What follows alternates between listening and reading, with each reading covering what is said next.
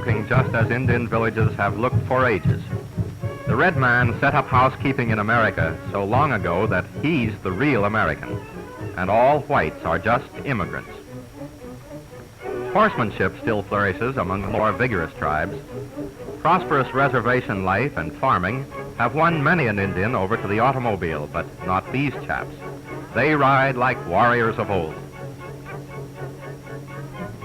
Getting ready for a tribal council, where each man has his chance to talk, loud and plenty. For the Indian is not a silent, unsocial creature. He loves the council, and he loves all sorts of big doing. Every year, a dozen or more tribes of the Southwest gather at Albuquerque for a grand powwow. Here the Hopis, the Navajos, the Zuni's, the Apaches, the Utes, and others come to show their folk ways, their sports, their dances, and their handicrafts, a true pageant of the first American. Here's an Apache woman and her papoose. Another Apache with a young descendant of some fierce warrior, but he looks peaceful enough, doesn't he? When a Navajo woman isn't taking care of her papooses, she's pretty sure to be weaving blankets. For many, many years, the Navajos have been noted for their artistry in this craft. The Hopis have a complicated system of ceremonial dances appropriate to the changing seasons.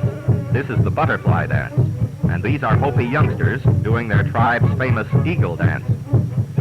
Hopi women still grind corn in just the way described by Spanish explorers 400 years ago. It's baking day. When on the trail, the Indian bakes his bread in so it will keep. These women are turning out good-sized loaves for quick consumption. The dome-shaped oven, by the way, is an idea the Indians of the Southwest adopted from the Mexicans. The Hopis are still making baskets which are like those found in prehistoric ruins. The Hopi baskets are as famous as the Navajo blankets and the Zuni pottery. Who says Indian women never have any fun? At a powwow at Flagstaff, the Hopis and the Navajos had a tug-of-war. Neither side would admit defeat, so that's one Indian war that isn't over yet. Indians in Massachusetts. At this late day, yes, sir, they're the last remaining remnant of the Wampanoag Nation, and they've survived with some admixture of white blood after most of the other Atlantic seaboard tribes have become extinct.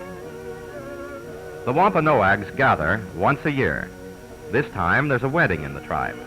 Here's the happy pair, and everything is carried out according to the ancient and complicated Indian marriage ritual. It just proves that you don't have to go out west to see Indians.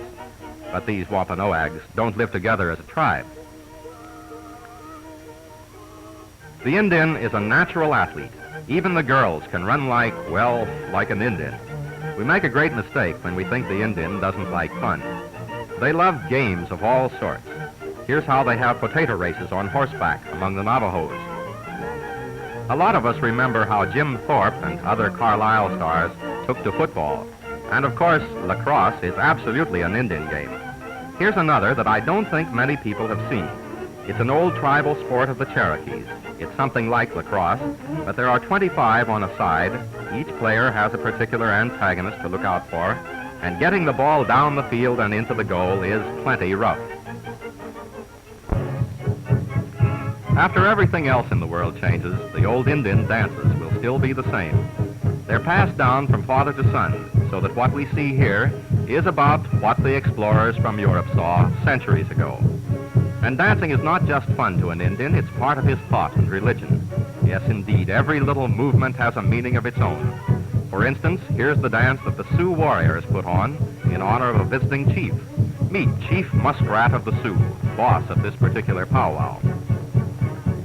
These are the first motion pictures ever made of the queer religious dance of the Yaquis, the red men of Mexico.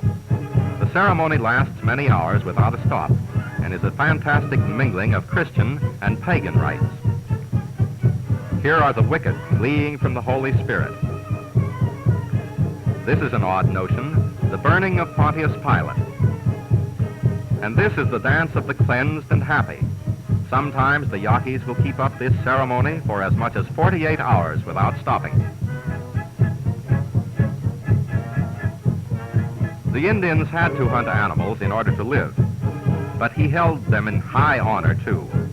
Here's the deer dance, held just before a hunt.